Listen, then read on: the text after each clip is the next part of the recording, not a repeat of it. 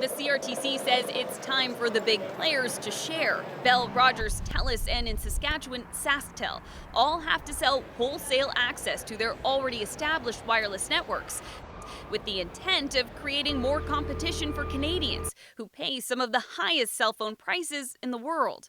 Rates have been going down, but they need to go down more.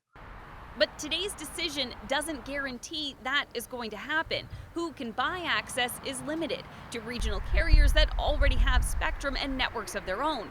There are just 6.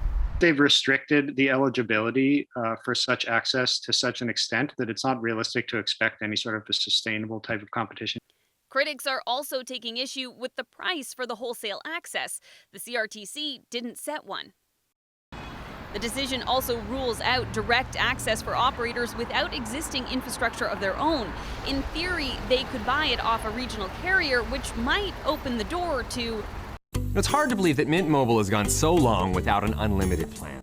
Mint Mobile, owned by Canadian Ryan Reynolds, a mobile virtual network operator or MVNO that piggybacks entirely off of existing providers' networks in the US, but hasn't been able to break into Canada. Today, in a tweet reply to CBC News, he said, "We're super happy that we might soon have the chance to invade or serve Canadians." But Samar Bichet says today's news won't change anything for him. He operated MVNO Sugar Mobile in Canada 5 years ago, but was shut out by a previous CRTC decision.